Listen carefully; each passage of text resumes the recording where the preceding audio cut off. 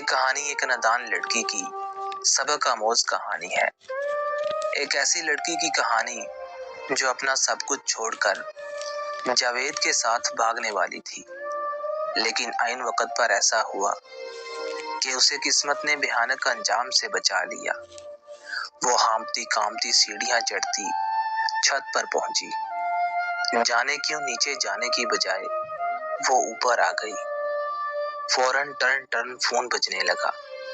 ایک دم سے اس نے سائلنٹ کا بٹن دبا دیا اور سیڑھیوں کی جانب دیکھنے لگی۔ جاوید، وہ فون اٹھاتے ہوئے بخلائے ہوئے انداز میں بولی، میں نے سب سامان تیار کر لیا ہے، تم کہاں ہو؟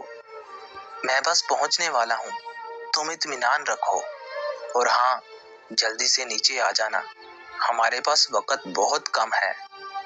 جاوید نے جلدی سے جواب دیتے ہوئے فون بند کر دیا۔ شبنم کے لیے انتظار اتنا طویل ہو گیا جیسے برسوں وہ اس انتظار میں گزری ہو۔ گھبراتے ہوئے وہ چھت کی دیوار کے پاس آئی اور یوں ہی نیچے جھانکنے لگی تھی، مگر یہ کیا؟ اس کا دل لمحے کے 1000ویں حصے میں جیسے رک سا گیا ہو۔ جاوید گلی کی نکڑ پر اپنی بائک پر اپنے 2 دوستوں کے ساتھ تھا، اور اس کے دونوں دوست بائک سے اتر کر ایک سائیڈ پر ہو گئے اور جاوید کا رخ شبنم کے گھر کی طرف تھا۔ شبنم نے دوبارہ اپنا فون نکالا اور جاوید کا نمبر ملایا۔ فون اٹھاتے ہی وہ بولا، جلدی سے نیچے آ جاؤ، میں آ گیا ہوں، اور ہاں دیکھو، اپنا زیور اور نقدی ساتھ لے آنا۔ اس نے جاوید سے پوچھا، تم اکیلے آئے ہو نا؟ شبنم نے اس کے سوالات کو نظر انداز کرتے ہوئے پوچھا، ہاں میں نے اکیلے ہی آنا تھا، تو ظاہر ہے اکیلا ہی آیا ہوں۔ جاوید جھنجھلاتے ہوئے بولا، تم فوراً آؤ، وقت کم ہے۔ وہ گھڑی کی طرف دیکھتے ہوئے دوبارہ بولا، مگر شبنم پر تو جیسے سکوت طاری ہو گیا۔ تم سچ کہہ رہے ہو نا؟ تم اکیلے ہو نا؟ شبنم کی سوئی وہیں پر اٹکی ہوئی تھی۔ جاوید پر اس کو شک ہو رہا تھا۔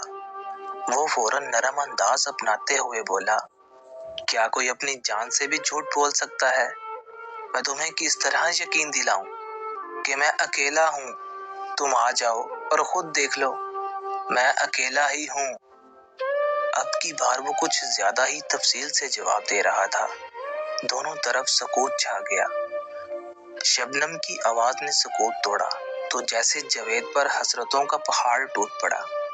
وہ کانپتی آواز میں بولی، جاوید چلے جاؤ یہاں سے، اور اب دوبارہ کبھی میرے گھر کا رخ مت کرنا۔ اگر تم یہاں آئے تو جان لو مجھ سے برا کوئی نہ ہوگا۔ اسے اپنی آواز کسی کھائی سے آتی ہوئی محسوس ہوئی۔ کون سی دوست تھی میری ایسی جس نے مجھے تم سے ملنے سے نہ روکا ہو؟ مگر میں نے کسی کی نہ سنی، یہاں تک کہ اپنے ماں باپ کو دھوکہ دینے چلی تھی۔ ان کی آنکھوں میں دھول جھونک کر میں نے تم کو اہم جانا، اور تم نے آج بتا دیا کہ مجھ سے بڑھ کر کوئی پاگل ہو ہی نہیں سکتی۔ جلدی سے وہ کال بند کرنے لگی اور وہ آگے سے بول پڑا، اچھا تو تم میری اصلیت جان چکی ہو، تو سیدھی طرح زیور اور نقدی مجھے دے دو، ورنہ میں تمہاری تصویریں سوشل میڈیا پر ڈال دوں گا۔ پھر تم کسی کو کیا، اپنے گھر والوں کو بھی منہ دکھانے کے قابل نہ رہو گی۔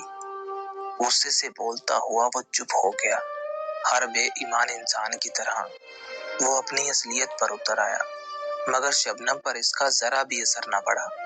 وہ بھی غصے سے بولی، جاؤ جو جی میں آئے کر لو، میں کسی بھی صورت میں تمہیں پھوٹی کوڑی بھی نہیں دینے والی۔ اور ایک بات یاد رکھنا، اس نے آسمان کی طرف شہادت کی انگلی اٹھاتے ہوئے کہا، جب کوئی توبہ کرے وہ کسی کی توبہ رد نہیں کرتا، وہ اپنے بندے کو رسوا نہیں کرتا۔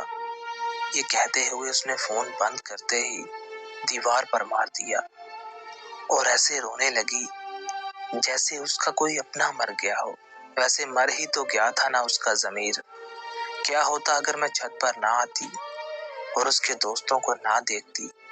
یقیناً میرا بھی ذکر ان لڑکیوں میں ہوتا جو اپنے والدین کی نافرمان ہوتی ہیں، در در کی ٹھوکریں کھانے والی، جنہیں پھر کبھی عزت نہیں ملتی، جو اپنے ماں باپ کی عزت کو ان کی دہلیز پر روند کر اپنی خواہشات کے پیچھے گھر سے نکلتی ہیں، پچھتاوے کے آنسو بہاتی ہیں۔ وہ اب سیڑھیاں اترتے نیچے آ رہی تھی، جیسے صدیوں کا بوجھ اس کے کندھوں پر آ پڑا ہو۔ ایسی بہت سی کہانیاں ہیں جو ہمارے معاشرے کا حصہ ہیں۔